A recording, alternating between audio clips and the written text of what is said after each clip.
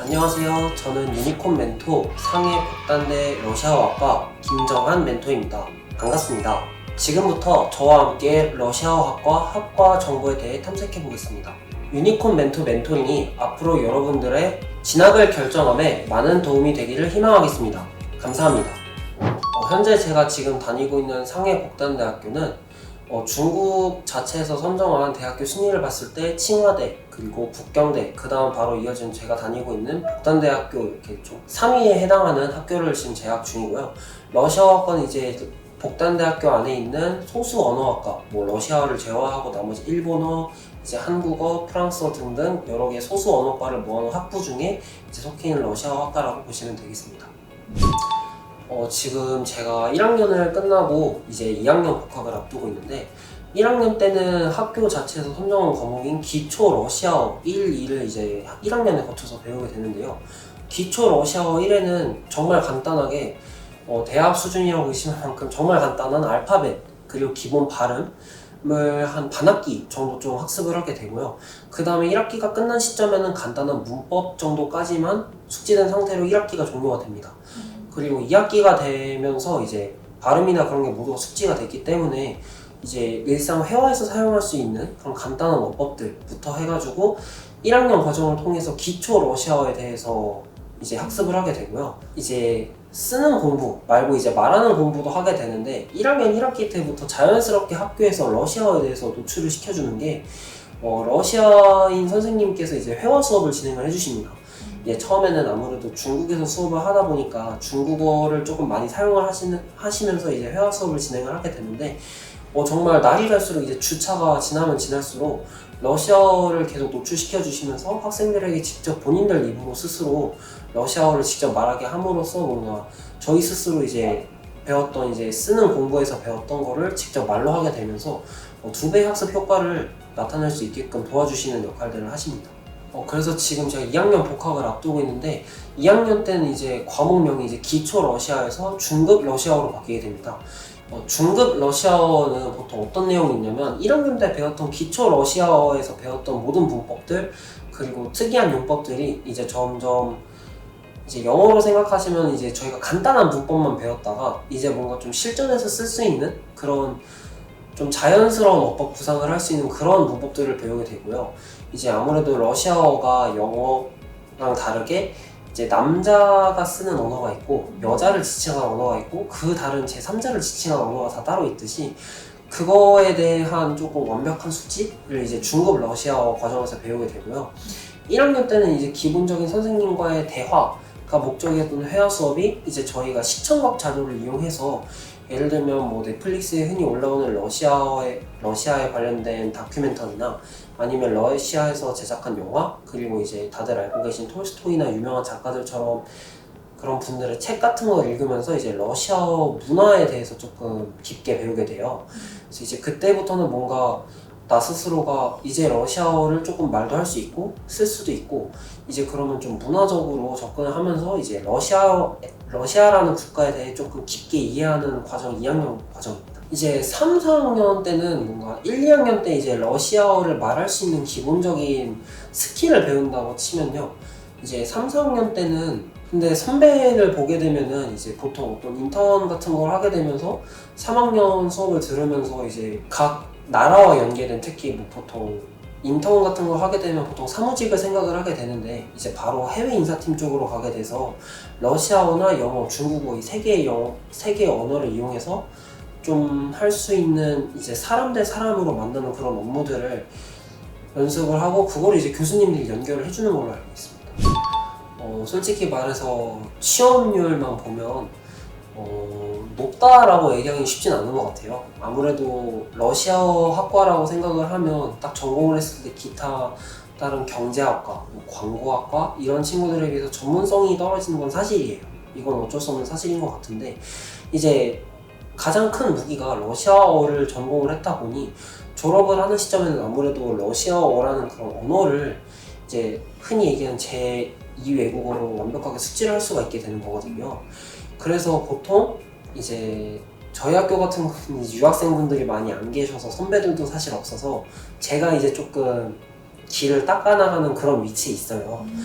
그러다 보니까 지금 제가 생각을 해봤을 때는 일단 1차 목표는 저희가 아무래도 중국 학교를 다니다 보니까 중국어랑 러시아어를 기본으로 숙지를 하게 되면서 영어는 뭐 당연히 해야 되는 거고, 그래서 이렇게 세 개의 국어를 완벽하게 숙지를 한 다음에 지금 생각하고 있는 건 아무래도 중국과 러시아도 밀접한 관계에 있고 한국도 러시아랑 밀접한 관계가 없다고 보기엔 좀 어렵거든요. 정말 만약에 긍정적인 방향으로 봤을 때는 통일이 된다고 하면 아마 대한민국이랑 러시아라는 국가가 지금보다 조금 더 밀접한 관계가 되지 않을까라는 생각을 하고 있어요. 그리고 러시아라는 나라가 조금 교류도 다른 나라에 비해서 조금 적기도 하고, 그런데 자원은 되게 많은 나라거든요. 그렇다 보니까 지금 제 계획은 이제 중국어랑 러시아어를 전부 다 마스터를 한 다음에 유류 회사 쪽이나 아니면 에너지 회사, 뭐 흔히 얘기하는 SK나 LG, 뭐 LG화학 이런 쪽으로 길을 생각을 하고 있습니다. 일단 제가 중국에 있는 대학교로 가게 된 이유는 뭐였냐면, 사실 제가 한국에서 고등학교, 중학교 생활을 봤을 때 흔히 얘기하는 엄청나게 공부를 잘하는 건 1등 아이는 아니었어요. 항상 중간에서 중간 위 정도 하는, 그냥 남들보다 조금 잘할 수 있다는 얘기를 어느 정도는 할 수 있는 학생이었는데, 제가 한국에서 현역대 대학 입시를 실패를 하게 되고 재수 생활을 하게 돼요. 근데 재수를 할 때도 그렇게 막 하고 싶은 것도 그렇게 없고 그냥 성적만 올리는 그런 기계가 된 느낌으로 공부를 하면서 지냈어요, 재수 생활을. 그러다 보니까 비학적인 성적의 발전도 없어서 흔히 얘기하는 한국인은 명문대학교를 갈 수 있는 성적이 조금 모자라게 돼서 사실 삼수를 고민을 하고 있는 시점이었어요. 근데 이제 그때 당시에 저희 아버지가 이제 중국의 주재원이라고 한국 회사를 다니시는데 이제 중국으로 파견을 간 그런 위치에 계셨어요. 그런데 이제 부모님이랑 얘기를 많이 하면서 제안을 해주세요. 그래서 그때 저도 고민을 조금 했었는데, 고민을 한 거에 비해서 굉장히 빨리 중국 유학을 빠르게 결정을 하게 돼요. 이제 중국에서 좀 공부하는 게 사실 많이 힘들었어요. 되게 3개월이라는 시간밖에 주어지지 않았거든요. 제가 입시가 끝나게 되고 1월 중순에 이제 중국을 넘어가게 됐는데, 중국 대학교를 가려니까 이제 4월 말에 입시 시험이 있더라고요. 그래서 3개월밖에 시간이 없었는데 정말 치열하게 공부를 했어요, 제가. 아까 전에도 말씀했다시피 제가 공부를 엄청나게 잘하는 그런 탑 클래스의 학생은 아니었지만, 그래도 제가 고등학교 1, 2, 3학년 그리고 재수 생활을 거치게 되면서 제가 공부 방법이라는 걸, 저만의 공부 방법이라는 걸 좀 확립을 하게 돼요. 이제 특히 뭐를 말씀드리고 싶냐면 자존감을 올리는 게 성적 향상에 되게 도움이 많이 됐어요. 제가 이제 주변 친구들이 공부를 굉장히 잘하는 친구들밖에 없어서 상대적으로 봤을 때 제 친구 무리에 가게 되면 항상 저는 하위권이었거든요. 그래서 저는 계속 남들과 비교하게 되면서 이제 공부 능률도 떨어지고 공부도 하고 싶지도 않고 계속 이런 생각을 했는데, 재수를 하고 이제 중국에서 공부를 하면서 이제 저는 앞으로 저만 비교하게 됐어요, 제 성적으로만.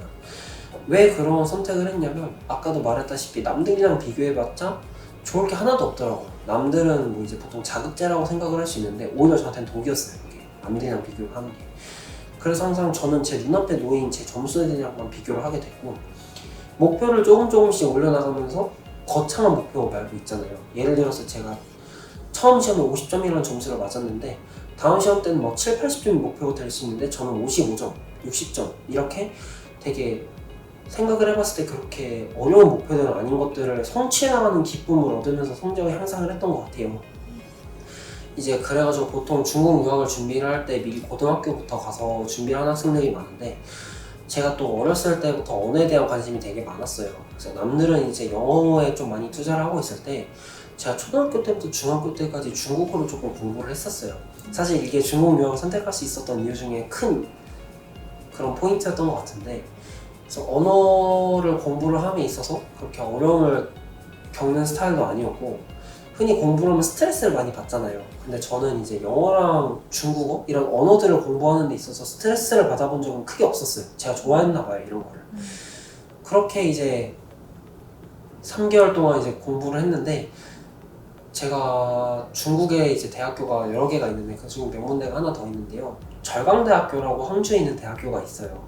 사실 제가 최종적으로 이제 중국 입시가 끝났을 때 현재 제가 지금 다니고 있는 중국 복단대학교 러시아어학과와 그리고 절강대학교에 있는 광고학과 이제 동시에 합격을 하게 됐어요. 참 결과가 좋게 되긴 했는데, 이제 학교를 이제 둘 중에 하나를 선택을 해야 되잖아요. 그래서 엄청 고민을 했어요. 광고학과 사실 제가 어렸을 때도 광고 이런 미디어 쪽에 관심이 좀 많았던 편이어서 이제 광고학과에 좀 마음이 기울어져 있던 상태였어요. 그러다가 이제 제가 어쩌다가 러시아어를 선택을 하게 됐냐면 주변 지인분들의 말씀을 들어보니까 러시아라는 나라 자체가 앞으로 전망이 높다고 평가되는 게 많더라고요. 아까 제가 이전에 소개를 할 때 말씀드렸다시피 뭐 자원, 그리고 인력, 그리고 흔히 뚫려있다는 통로 자체가 이제 기타 뭐 미국이나 그런 기존의 한국이랑 많이 거래나 왕래가 잦았던 나라들보다는 적은 게 사실이에요. 그리고 이제 광고학과를 선택을 안 하게 된 결정적인 계기가 뭐냐면 그러면 나는 기왕 중국에 갔으니까 중국어로 러시아어를 배워보면서 자연스럽게 4년 대학을 다니면서 자연스럽게 두 언어를 마스터를 하고 정말 내가 광고에 그때까지 뜻이 있다면 광고는 내가 따로 공부를 해서 갈 수 있지 않을까? 이런 생각을 했어요. 오히려 광고를 공부하고 이제 그 나중에 러시아어를 공부하는 것보다 러시아어를 좀 자연스럽게 배우면서 나중에 광고를 배우는 게 조금 더 괜찮다고 생각을 했거든요. 그래가지고 제가 러시아어 학과를 선택하게 된 것 같습니다. 혹시 어떤 학생들 중에서 중국 유학을 생각하고 계실 때 중국 대학교에 입학하는 방법은 총 두 가지가 있어요. 첫 번째는 HSK라는 공인 중국어 시험이 있는데 학교에서 요구하는 해당 급수에 어떤 점수 이상을 받게 되면은 학교에 입학을 할 수가 있습니다. 그리고 이제 두 번째로 학교에서 시험을 보게 되는 그런 전형이 있는데 흔히 얘기하는 유학생 전용 시험이라고 해요. 이제 중국인 친구들은 까오카오라는 한국으로 얘기하면 대학 수학 능력 시험을 치고 들어오게 되는데 유학생 같은 경우에는 3월에서 4월 사이에 유학생 시험을 보고 들어오게 됩니다. 그래서 그 시험에는 총 3과목을 보게 돼요. 이제 어문이라는 과목이랑 영어 그리고 수학이라는 과목을 이렇게 총 3가지 과목을 보게 되는데 어문이 이제 한국으로 비교를 하면 국어 같은 과목이에요. 그러니까 중국에서 시험을 보다 보니까 중국어 시험이겠죠. 네, 이렇게 3가지 과목을 시험을 보게 되는데 3가지 과목의 점수를 총 합산을 해서 학교에서 요구하는 커트라인을 만족시켰을 때 저희가 이제 1차 합격이라고 합니다. 그래서 이렇게 1차 합격으로 할 수 있는 대학교가 북경대학교도 있고 제가 현재 다니고 있는 복단대학교 그리고 상위에 있는 또 유명한 대학교인 교통대학교 이렇게 3가지가 3가지 말고 더 있을 거예요. 그래서 이 시험을 보게 된 다음에 해당 학교에서 요구하는 점수를 충족을 시키면 1차 합격을 하고 1차 합격을 하게 되면은 이제 면접 시간을 알려줘요. 이제 가장 많은 유학생들이 면접 부분에서 많이 떨어지게 됐는데 이제 제가 면접을 할 때는 그 당시에는 제가 그렇게 중국어 회화 쪽에는 그렇게 높은 수준이 아니었어요. 왜냐면 저는 이제 아까도 말씀을 드렸는데 재수가 끝나고 이제 저한테 준비할 수 있는 기간 3개월밖에 없었거든요. 3개월이라는 시간 동안 물론 저도 HSK 5급이라는 과목을 좀 빠르게 합격을 했긴 했지만 회화라는 부분은 아무래도 그거에 비해서 많은 노력이 필요했기 때문에 빠르게 올릴 수가 없었어요. 그래서 이제 면접을 볼 때 가장 긴장을 했었던 게 말을 잘 해야 되는데 이 압박감이 좀 많이 심했는데 저는 오히려 그걸 좀 압박감을 즐겼던 게 뭐였냐면 아니 다른 유학생들도 그렇게 중국어 잘하는 친구들도 떨어진다는 게 면접인데 그럼 면접 내용을 오히려 조금 더 알차게 준비를 해서 내가 이걸 암기를 해서 가면은 조금 더 쉽게 면접관들한테 잘 보일 수 있지 않을까? 이런 생각을 했어요. 그래서 실제로 이제 면접관분들이 되게 많은 질문들을 하세요. 너가 왜 중국에 왔냐? 이건 거의 필수 질문이고요. 그래서 아까 제가 초반에 얘기했던 그런 내용들을 제가 면접관분들한테 얘기를 하니까 되게 긍정적으로 봐주시더라고요. 그리고 면접을 할 때 가장 중요했던 게 뭐냐면 자신감이었던 것 같아요. 이제 보니까 다른 친구들이랑 그 면접실 분위기가 되게 좀 흔히 얘기해서 좀 살벌했어요. 되게 긴장감도 넘치고 앞에 막 대기하는 학생들 보면은 막 준비했던 면접 자료 보면서 계속 달달달달 외우고 있고 막 불안해가지고 계속 왔다 갔다 하고 있고 들어갔다가 나와서 심지어 저는 우는 학생도 봤어요. 잘 못 봤나 봐요. 그래서 분위기가 되게 별로 좋지는 않았는데 오히려 저는 거기서 되게 당당하게 목소리 크게 해서 면접관분들이랑 아이 컨택 열심히 하면서 제 이야기들을 들려주시니까 그분들도 뭔가 좀 꾸며진 이야기보다는 이제 저 학생이 정말 자신의 얘기를 해주는구나 이게 좀 진정성 있게 들렸던 것 같아요. 그래가지고 이제 저도 2차 최종 면접에서 합격을 할 수 있었던 것 같아요. 영어부터 먼저 말씀을 드리고 싶은데 영어는 중국에서 보는 시험이었는데 처음에 유형이 좀 많이 달라서 많이 놀랐어요. 한국에서 치르는 수능 영어랑은 좀 다르게 문법적인 요소가 좀 많이 들어가는 시험이더라고요. 그래서 저도 처음에 들어가서 시험을 볼 때 문법 쪽이 좀 취약했었던 터라 점수가 생각한 것보다 많이 높게 나오지가 않았어요. 그래서 저는 솔직히 말해서 어렸을 때부터 저는 영어 공부를 어떻게 했냐면 학원을 다닌 것도 사실이에요. 학원을 다닐 수밖에 없었지만 제가 특히 영어 원서로 된 책을 많이 읽었었고요. 영어로 된 노래, 흔히 말하는 팝송 굉장히 좋아해서 그런 식으로 영어에 대해서 노출을 많이 시켰던 것 같아요. 그리고 독특하게 이제 중국에서 영어 시험을 보게 되면은 마지막에 꽤나 큰 비중의 점수를 차지하는 라이팅 시험이 있어요. 그래서 그 라이팅 시험을 할 때 이제 에세이 쓰는 연습을 굉장히 많이 했었거든요. 그래서 이제 영어 시험 같은 경우는 전 개인적으로 영어는 어쩔 수 없이 단어량의 승부잖아요.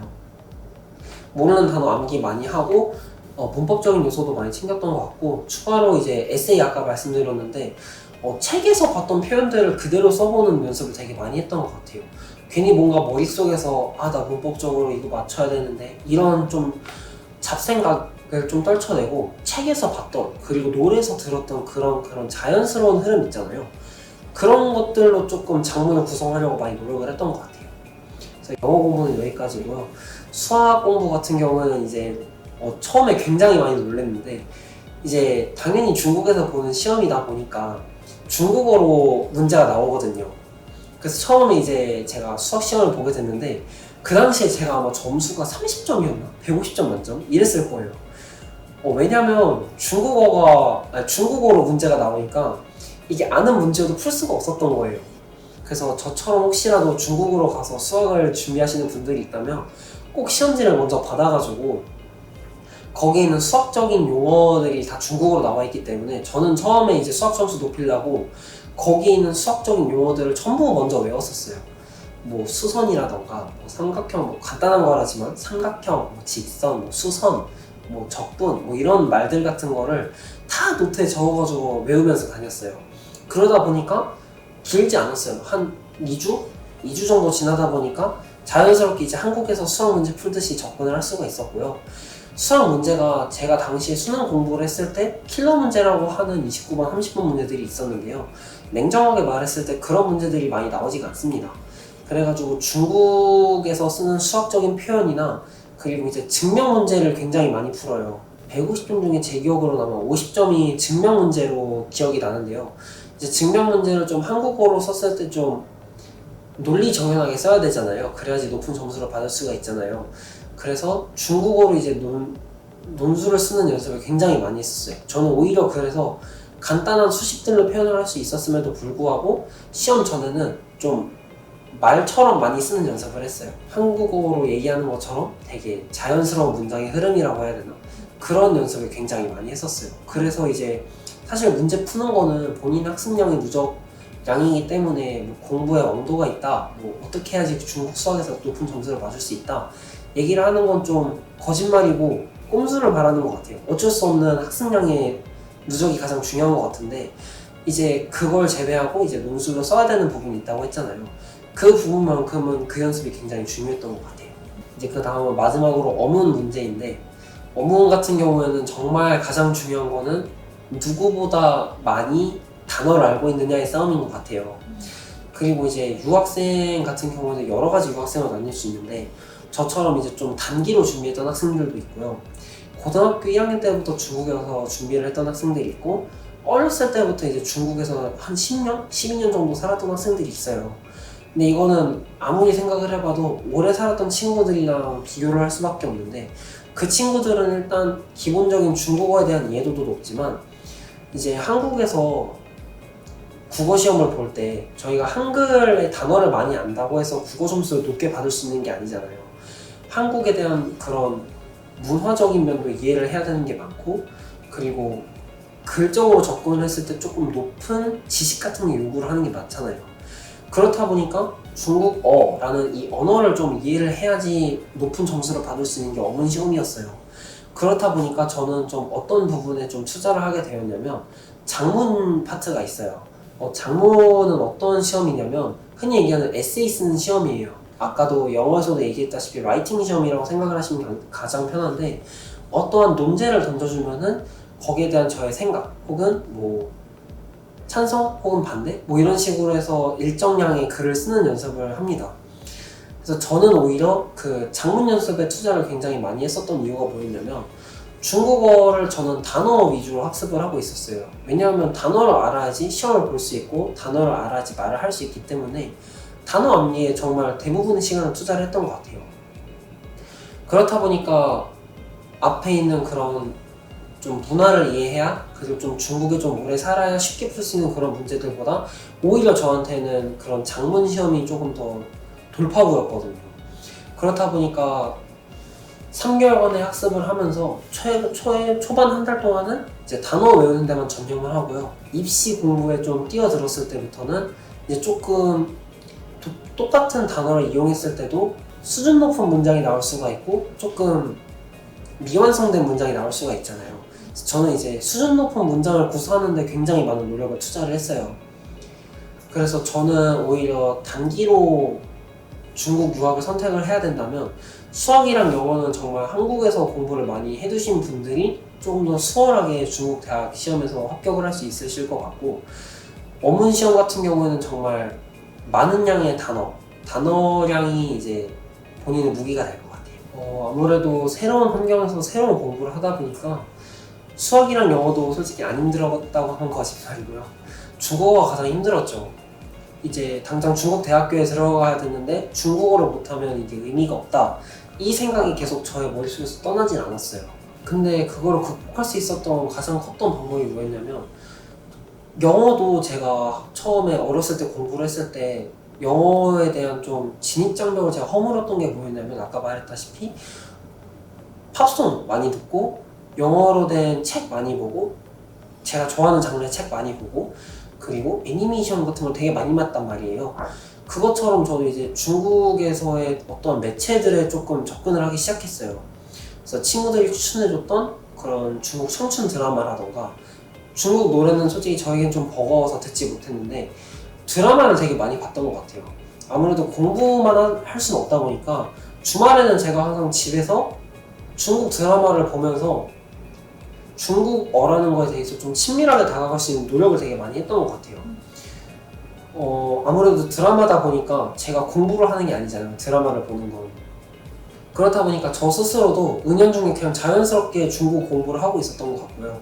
이제 나중에 드라마에서 봤던 표현들 같은 걸 제가 혼자 쓰면서 거기서 되게 성취감을 느꼈었던 것 같아요.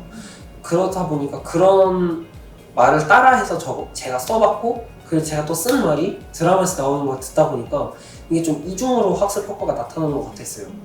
그래서 그냥 가만히 앉아서 단어를 외우는 것보다 그 단어들을 그런 드라마에서 캐치하려고 노력을 굉장히 많이 했고요. 그렇다 보니까 학습 기간 대비해서 회화도 좀 빨리 늘을 수 있었던 것 같아요. 면접에 대해서 조금 더 얘기를 해드리고 싶었던 게 뭐였냐면, 면접 질문이 다양했던 걸로 기억을 해요. 제가 들어갔을 때 15분 정도 면접을 봤었는데 지금도 생각나는 가장 인상적인 질문이 뭐였냐면, 왜 중국을 오게 되었냐고 교수님이 질문을 하셨어요. 이때 다행히 제가 준비를 했었던 질문이어서 정말 다행이긴 했었는데, 중국을 선택하게 된 가장 큰 이유는 저는 뭐였냐면, 남들과 다른 좀 넓은 시야를 가지고 싶어서였어요. 이게 한국에서만 생활을 하다 보면은, 지금도 제 친구들끼리 만났을 때 가장 많이 하는, 제가 자랑을 하는 게 뭐냐면, 흔히 우리가 알바라고 하잖아요. 알바를 할 때 가장 너네들이 먼저 생각나는 게 뭐냐? 라고 질문을 했을 때 친구들이 보통 이제 과외, 그리고 뭐 요식업에서 알바를 한다던가 가장 먼저 나오는 게 이런 거였어요. 근데 저가 실제 중국에서 마주칠 수 있는 가장 그런 쉬운 아르바이트 개념의 그런 행사가 뭐가 있냐면 번역이랑 통역 알바가 있어요. 이런 것처럼 중국에서 제가 유학을 생활하다 보면은 번역이랑 통역이라는 기회가 사실 그렇게 쉽게 주어지는 기회는 아니거든요. 한국에서 저도 경험을 많이 해봤어요. 근데 너무나도 쉽게 중국어 번역이랑 통역이라는 거를 쉽게 접할 수가 있고, 그거를 통해서 저도 한두 군데를 가봤는데 뭔가 좀 어떻게 얘기를 해야 될지 모르겠어요. 사실 되게 좀 폭넓은 시야를 가지게 된 것 같아요. 이게 그렇다 보니까 그런 얘기를 들었었어가지고 면접에서 제가 그 당시에 뭐라고 얘기를 했었냐면 중국 대학을 오게 된 이유가 많은 사람들이 살고 있는 나라고 한국이랑 가까운 나라인데 또 한국이랑 가까운 나라면서 저는 좀 폭넓은 시야를 가지면서 대학생활을 하고 싶다라고 얘기를 했던 게 기억이 나요. 그래서 면접 준비를 할 때 뭔가 좀 원하는 답변 같은 게 있잖아요. 사실 저는 그런 거에 집중을 하기보다는 정말 진솔하게 저에 대한 얘기를 했었던 것 같아요. 사실 지금도 생각이 나는데 그때 제 고등학교 성적표를 보시고 엄청나게 뛰어난 학생은 아니었네요 라는 질문을 하셨어요. 솔직히 저도 거기서 아니다 라고 할 수 없잖아요. 그래서 그렇다, 그렇게 뛰어난 학생은 아니었다, 하지만 이렇게까지 노력을 했고 저는 비전이 있어서 이 학교로 온 거다 라고 하니까 그때 교수님 표정이 굉장히 좋으셨던 걸로 기억이 나거든요. 그래서 면접을 할 때 살짝 팁이라고 생각이 드는 게 자신감인 것 같고요. 자신감에다가 좀 더 진솔한 자기만의 스토리가 있었으면 좋겠어요. 사실 제가 중국에 온 거를 어떻게 얘기를 할 수도 있었냐면 한국에서 첫 번째 고등학교 3학년 때 수능 봤는데 시험을 못 봤다, 그래서 재수를 했다, 근데 재수까지 망했다, 그래서 중국으로 왔다, 이렇게 얘기를 할 수도 있었던 거예요. 근데 그 안에서 저만의 스토리를 찾은 거죠. 사실 그 이유가 다가 아니었거든요. 중국이라는 나라에 대해 관심도 있었고 중국어를 저는 좀 공부를 해봤었고 그리고 중국에 대한 전망이 어떤지 알고 있었고 그런 거를 이제 좀 스토리를 만드는 게 가장 중요한 것 같아요. 한국에서도 이제 면접을 보는 학생들이 많잖아요. 그럴 때 이제 뭐 환하게 웃는 표정, 그리고 어떤 꼿꼿한 자세, 그리고 좀 뭐라 해야 되지? 잘 다져진 내용, 이런 것도 중요하지만 뭔가 조금 그 사람들의 심금을 울릴 수 있는 그런 자신만의 스토리가 꼭 필요한 것 같아요. 제가 시간 관리를 어떻게 했었냐면 재수 생활을 시작할 때부터 시간 관리는 제가 좀 철저하게 해야겠다라고 생각을 했어요. 이게 공부를 할 때 제가 가장 중요하게 생각했던 게 뭐냐면 어느 하나 완벽한 과목이 없다라고 생각을 했어요. 실제로 저는 항상 높은 점수를 받았던 아이가 아니라 높은 점수를 받기 위해 노력을 했어야 되는 아이였기 때문에 어떠한 한 과목에 투자를 할 수 있는 만큼의 시간이 없었어요. 그래서 항상 저는 어떤 식으로 공부를 했었냐면 제가 잠이 정말 많은 아이였기 때문에 재수 생활을 할 때도 저는 항상 학원에 가기 전까지, 학원에 이제 7시 반까지 갔는데 6시에 일어나서 학원에서 10시까지 공부를 하고 집에 와서 씻고 전 정말 바로 잤어요. 이거는 제가 재수를 할 때도 그렇고 중국에서 공부를 할 때도 똑같이 항상 저는 11시면 잤어요. 11시면 자고 항상 아침에 맑은 정신 유지해서 쭉 달리는 거 선호를 했거든요. 밤에 늦게까지 한번 공부를 해봤는데 늦게까지 공부한 거 한 번이 그 일주일을 망쳤던 기억이 있어요. 그래서 저는 이제 공부를 할 때 반드시 그냥 최대한 많이 잘 수 있을 만큼 자고 대신 생활 패턴을 항상 동일하게 유지를 하는 걸 가장 중요하게 생각을 했어요. 그리고 이제 한국에서 공부를 할 때 국어, 수학, 그리고 사실 영어는 좀 점수가 나오는 편이었어서 많이 공부를 하지 않았지만 국어, 수학, 그리고 탐구 두 과목을 정말 동일한 시간 편성을 하면서 공부를 했던 것 같아요. 그래서 그때 당시에 제가 적었던 플래너에 뭐라고 써져 있었냐면 제가 계획을 그렇게 세세하게 잘 세우지는 못한 편이었어요. 지금도 그러고 있고. 그래서 재수를 할 때 목표가 딱 3가지가 있었어요. 6월 모의고사는 3월 달에 작년 수능에 봤던 점수보다 높게 받자. 그리고 9월 모의고사는 6월 모의고사보다 점수 높게 받자. 그리고 수능 때 9월 모의고사보다 점수를 좀 더 높게 받자. 제가 재수를 할 때 세웠던 부분이 3가지밖에 없어요. 누가 들으면 이게 계획인가 싶기는 한데 오히려 이 계획이 저한테 좀 긍정적으로 다가왔었던 게 뭐였냐면 사실 여러 가지 시도도 해봤어요. 매일매일 계획을 세워서 매일매일 뭘 했는지 적고 이런 거를 시도를 해봤는데 오히려 저는 이게 저를 조금 옥죄어 왔어요. 이거 못하면 어떡하지? 이런 강박에 좀 시달렸었어요. 그랬어가지고 사실 추구하는 공부 방법이긴 했었는데 저는 결론적으로는 추구하지 못했던 공부 방법이에요. 그래서 좀 계획을 넓게 세우다 보니까 누구는 그러면 좀 처지지 않냐, 사실이긴 했어요. 이게 예를 들면 6월 모의고사를 봐야 되는데 3월 시점에서는 6월이 좀 멀게 느껴질 수도 있어서 공부를 좀 소홀하게 할 수도 있었어요. 하지만 저한테는 무슨 느낌이었냐면 아, 나 6월달까지 반드시 성적 올리기로 했지. 아, 공부해야겠다. 저는 그냥 정말 계속 이런 생각을 가지고 공부를 했었던 것 같아요. 그게 이제 3월부터 6월달까지 동일한 패턴이라고는 말씀드릴 수도 없어요. 중간에 저도 힘들었던 시기가 있어서 슬럼프도 있었고, 하지만 좀 저에게는 궁극적인 목표, 이제 6월이면 6월 모의고사 때는 반드시 나 점수 올리기로 했지, 나 스스로 약속했지, 이런 것 때문에 뭔가 좀 더 채찍질을 할 수 있었던 원동력이 되었었던 것 같고요. 학습할 때 아까 4가지 과목이 동일한 시간을 투자를 했다고 했잖아요. 뭔가 그날따라 공부가 잘 되는 과목이 있고 공부가 안 되는 과목이 있을 거예요. 이거는 모든 공부하시는 분들이 공감을 할 텐데, 공부가 잘 돼도 전 정말 딱 정해진 시간만큼 공부를 했고요. 공부가 안 돼도 오히려 그냥 공부가 안 돼도 그럼 오히려 그 투자한 시간 좀 쉬면서, 만약에 제가 4시간 공부를 하기로 했는데 그냥 좀 공부가 안 돼서 3시간 반을 했어요. 그럼 딱 거기서 멈췄어요. 더 이상 공부를 하지 않았어요. 그렇다고 절대 해이해진다는 건 아니지만, 공부가 안 돼도 조금 해보려고 노력을 했고요. 너무 안 되는 날에는 그냥 좀 오히려 쉬는 시간을 줬던 것 같아요. 저 스스로한테.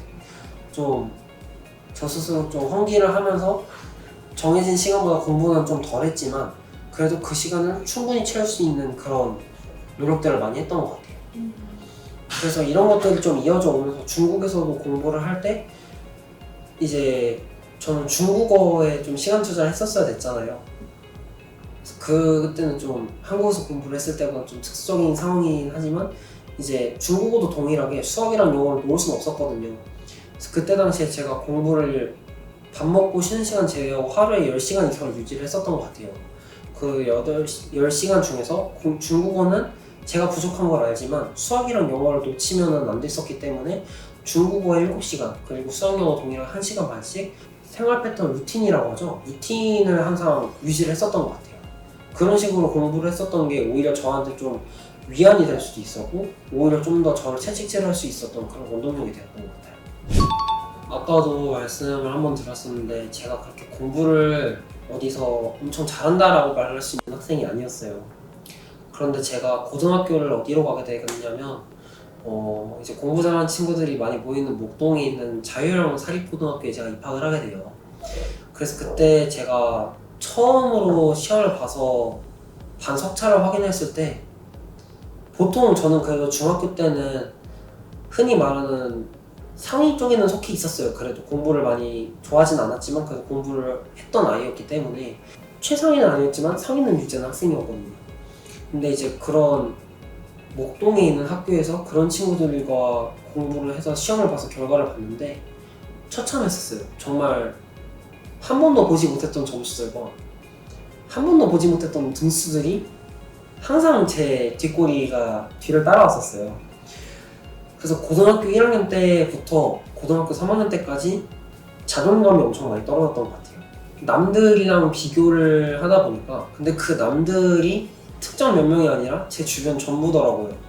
그런 친구들이 이제 흔히 얘기하는 명문대에 가는 학생들이었고, 지금도 제 가장 친한 친구들은 소위 얘기하는 의대 이런 데 다니고 있어요. 제 주변 친구들 다 그랬어요.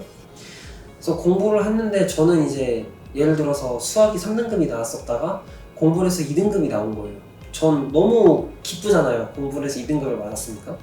근데 그 친구들은 이제 평소에 100점 맞던 친구들이 막 92점 맞았는데 좀 자책을 하고 있는 모습을 보니까 너무 힘들었어요. 그런 게 어디 가서 학교에서 이제 친구들이랑 관계를 쌓다 보면은 자연스럽게 가장 많이 나오는 얘기가 학업에 관한 얘기잖아요.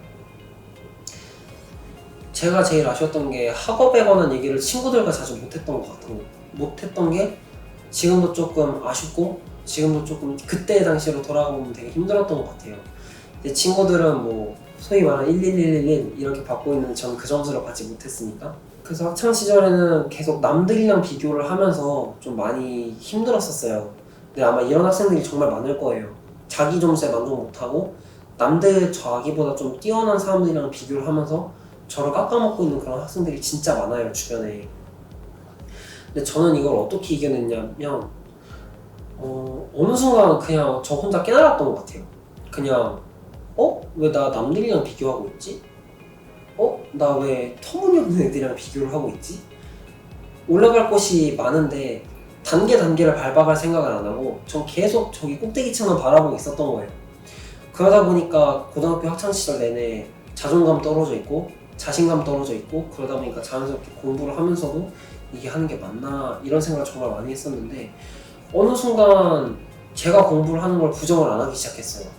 항상 뭐라고 생각을 했냐면 정한아 너 지금 너 되게 잘하고 있어. 노력하고 있는 거 맞아. 너 이렇게 하면은 점수 오를 수 있어. 이런 생각을 하니까 예전에는 친구들한테 말하지 못했던 제 점수들을 저 스스로 되게 칭찬을 하고 있었어요. 예를 들어서 이제 제가 뭐 80점을 계속 평소에 맞았다가 85점을 맞았다. 저는 굉장히 칭찬을 많이 해줬어요. 이 부분에 대해서. 너 노력하고 있었구나. 너 잘하고 있구나. 이런 식으로 저 스스로 되게 자존감을 높여주다 보니까 공부를 하고 싶어지더라고요, 뭔가. 점수가 안 나오는 과목들도 공부하기가 싫은 게 정말 사실이거든요. 그래도 좀 오를 것 같은 과목들만 공부하고 싶은 게 사실이에요. 근데 그런 식으로 저를 계속 북돋아주고 계속 머릿속으로 너 잘하고 있어. 너 지금 못하고 있는 거 아니야. 이렇게 자신감을 심어주다 보니까 자연스럽게 공부가 정말 하고 싶어졌고요. 계속 하고 싶다 보니까 조금 더 제가 신경을 써서 공부를 하게 되고 나중에 성적이 나왔을 때 틀리는 걸 좀 두려워하지 않게 됐어요.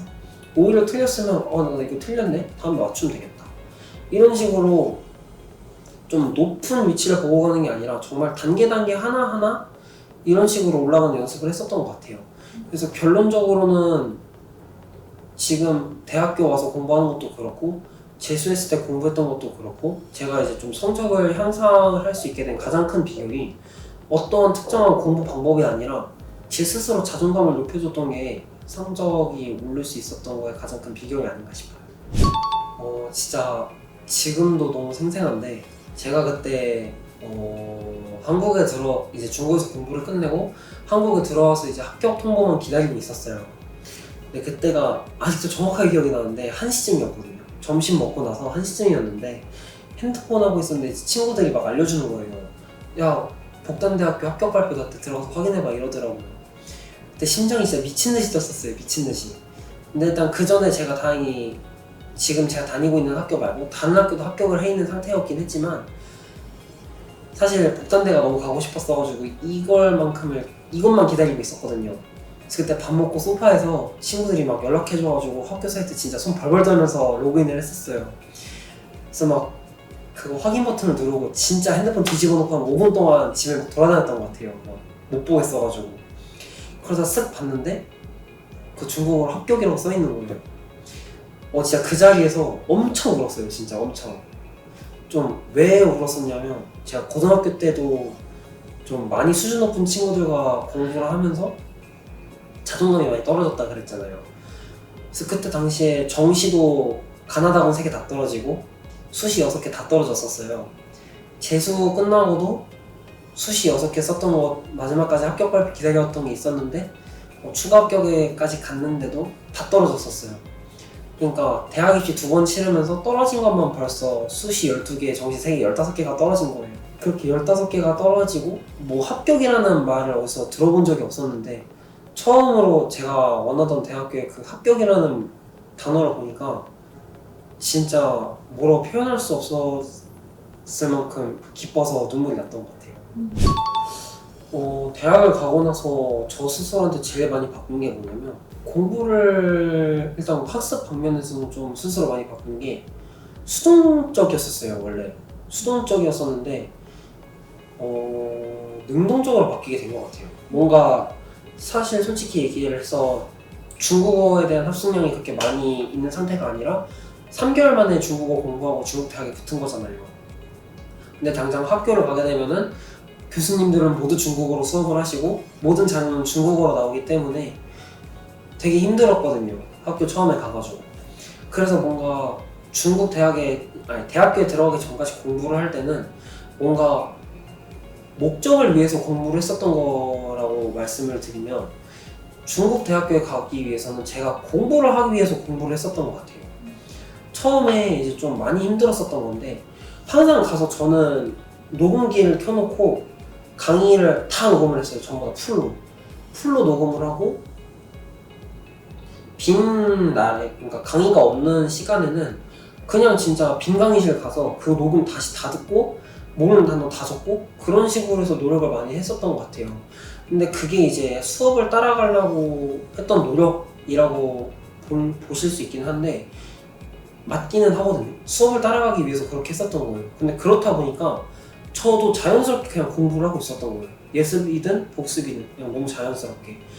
그렇다 보니까 이제 나중에 학과 공부를 할 때도 너무 도움이 많이 됐었고, 남들이 조금 몰아서 힘들게 공부를 하고 있을 때 저는 조금만 공부를 해도 효율이 되게 좋았던 것 같거든요.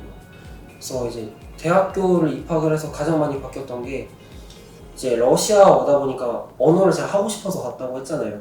그렇다 보니까 다른 과목은 다른 이제 학교에서 배우는 교양들은 솔직히 모르겠어요. 근데 러시아어에 관련된 공부를 할 때는 제가 되게 기쁘고 수업에 임할 때 되게 말 못하는 유학생인데도 뭐라도 한마디를 하려고 하게 되고 어떻게든 수업에 좀 능동적으로 참여를 하려는 이런 자세를 가지게 된 것 같아요. 일단 저희 학과만의 장점부터 설명을 드리고 싶은데 저는 아무래도 유학생 신분으로 학교를 가다 보니까 주변 친구들은 거의 다 중국 학생들이에요. 근데 이제 중국 학생 분들도 이제 유학생을 접할 때 좀 어려운 게 사실이잖아요. 아무래도 자기들이랑 다르니까. 근데 저희 학과가 되게 좋았던 게 뭐냐면 교수님들도 그렇고 이제 기타 중국인 선배들도 그렇고 유학생들을 많이 접해보지 못했더라고요. 근데 이제 처음 대할 때 좀 꺼려하기보다는 유학생이네? 쟤네 뭐지? 이런 식으로 접근을 해줘가지고 되게 도움을 많이 줬었어요. 처음에 이제 못 따라가는데도 되게 지금도 생각났던 게 제가 이제 처음에 이제 중국에 가서 첫 수업을 들었을 때 교수님이 우리 학과를 왜 선택했는지 물어보셨는데 애들이 너무 답변을 잘하는 거예요. 아무래도 중국인 애들이 중국어로 답변을 하는 거다 보니까 제가 그때 엄청 쫄고 있었어요. 면접 때보다도 더 긴장을 하고 있었는데 그때 교수님이 한국 유학생인 걸 아셨거든요. 제가 그랬더니 괜찮아요 라고 말을 해주더라고요. 그게 아직도 너무 생생해요. 그것처럼 저희 학과 교수님들도 그렇고 학생들도 그렇고 공부를 하는 거에 있어서 걔네들이 먼저 저를 끌고 가서 도와주는 게 되게 많았어요. 오히려 제가 도망치면 도망쳤지 친구들이 막 먼저 와서 이거 이렇게 해야 된다, 이거 이렇게 해야 된다, 너 이거 뭐 안 했다 이런 식으로 되게 많이 알려줬었어요. 그래서 뭔가 되게 진짜 소수 언어과여가지고 저희 과가 지금 20명밖에 안 돼요. 유학생 포함해 20명밖에 안 돼서 되게 고등학교 반에서 수업하는 그런 좀 같은 반 학생들인데 되게 가족 같은 분위기에서 수업을 하고 있거든요. 그래서 그 친구들보다 제가 좀 따라가는 게 느리고 받아들이는 게 느려도 그 친구들이 막 과외 선생님처럼 막 와서 알려주는 게 이런 분위기가 저희 학과의 진짜 제일 큰 장점인 것 같아요. 다른 학과에서는 절대 안 그러거든요. 그리고 이제 동아리는 제가 한국인 동아리를 들어갔었는데 거기서 이제 경제 동아리를 제가 했었어요. 평소에 그때 제가 경제에도 관심이 많은 편이었어가지고 이제 제가 들어갔던 동아리에서 주로 어떤 활동을 했었냐면 이제 주식 모의 투자 동아리였어요. 이제 조를 이뤄가지고 저희가 이제 가상돈 1,000만 원이나 2,000만 원을 가지고 막 투자를 하는 거예요. 그래가지고 이제 학기가 끝날 때쯤에 이제 가상으로 번 돈의 수익을 내서 1, 2, 3등을 정해가지고 막 상금을 받고 막 그런 동아리였거든요. 그래서 그런 동아리다 보니까 이제 되게 유동적으로 투자를 할 수가 있었어요. 저희가 중국 학교다 보니까 이제 중국 시장에도 어떤 종목들이 조금 우량주고 어떤 게 조금 앞으로 전망이 좋고 이런 거를 자연스럽게 체화하다 보니까 자연스럽게 한국과 중국에 있는 경제 시장에 좀 눈을 뜰 수 있게 됐고요. 그런 거를 통해서 이제 실제로 제 돈은 아니지만 어떤 투자가 저한테 좀 더 맞는 투자인지 그리고 어떤 공부를 해야 되는지 이런 거를 알 수 있어서 되게 좋았던 동아리였던 것 같아요. 다시 가면 그 동아리 또 할 것 같아요. 아무래도 가장 힘들었던 거는 외로움이었던 것 같아요.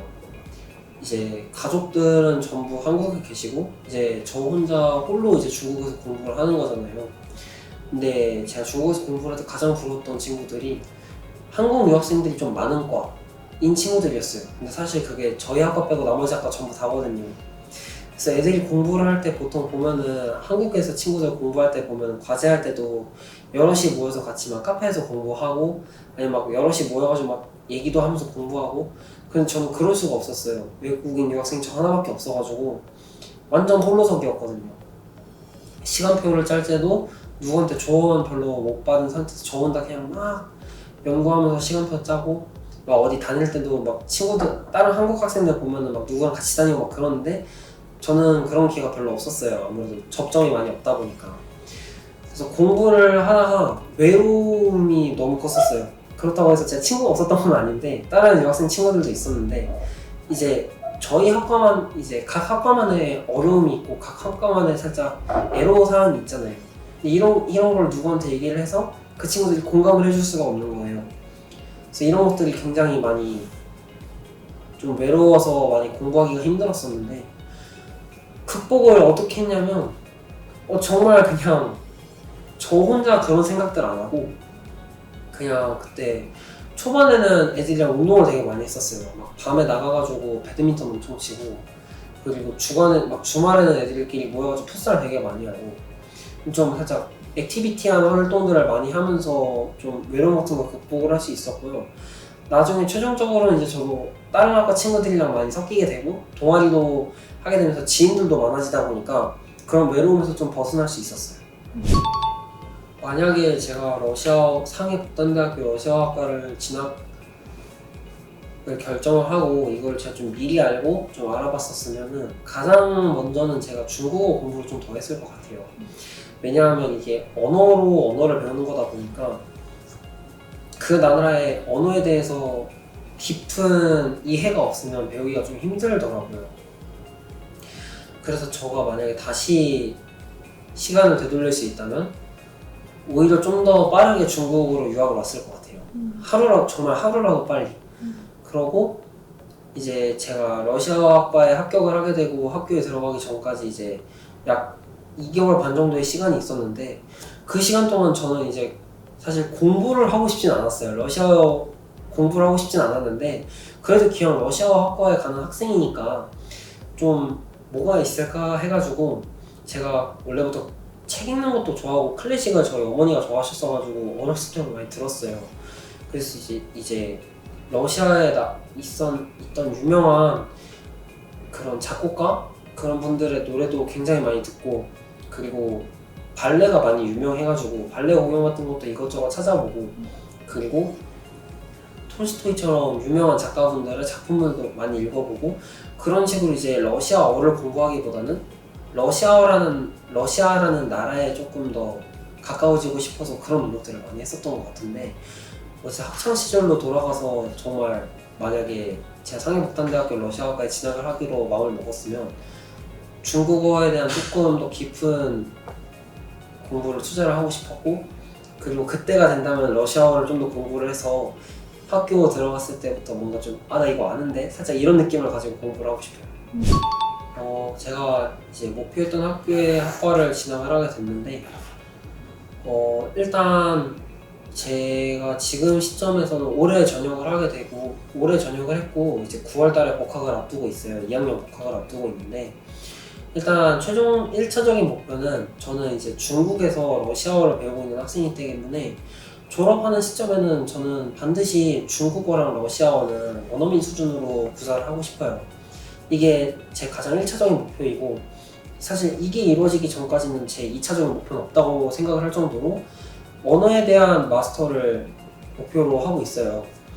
그리고 이제 1차적으로 이제 그게 마스터가 된다면 저는 지금은 당장 뭐가 하고 싶다라고 정해진 게 없는 것 같아요. 당장 뭐가 하고 싶다라는 건 없는데, 어느 쪽으로 나아가고 싶다고 얘기를 하고 싶냐면, 저는 아무래도 언어를 무기로 하고 있는 학생이다 보니까 어느 기업의 해외 인사팀 쪽, 이런 쪽으로 가서 제가 이제 다른 나라 회사와 연결고리가 되는 그런 역할들을 하고 싶어요. 학생 때를 생각을 해보면 저는 참 남이랑 비교를 많이 하고 꿈도 없고 그랬던 학생이었어요. 근데 사실 고등학생들, 중학생들 입장에서 너 꿈이 뭐야? 너 어디 가고 싶어? 너 무슨 과 가고 싶어? 라고 얘기를 했을 때는 아마 답변을 하지 못한 학생들이 많을 거예요. 근데 저는 오히려 그런 꿈을 먼저 가지고 그 목표에 다가가기보다는 그냥 하루하루 공부를 하고 하루하루 대학 입시에 가까워지고, 그리고 그러고 나서 이제 대학교에 가게 된다면 저는 뭔가 본인들이 하고 싶은 게 정말 반드시 생길 거라고 생각을 해요. 왜냐면 저도 정말 꿈도 없고 하고 싶은 것도 없던 학생이었는데 어느 순간 진짜 빵 트이는 그런 게 있었거든요. 이렇게 얘기하면 좀 죄송스럽기는 한데 그런 순간들이 전 반드시 찾아올 거라고 생각을 해요. 누구한테나.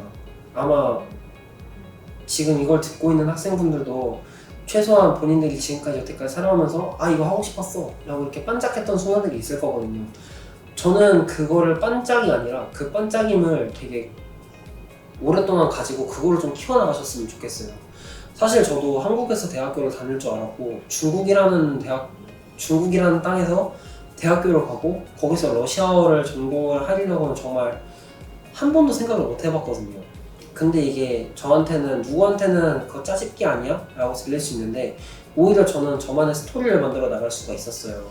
그래서 만약에 학생분들이 대학을 진학을 할 때 성적에 맞춰서 대학을 가는 경우도 있을 거고, 아니면 본인이 정말 자기가 원하는 대로 가고 있는 학생들도 있을 거예요.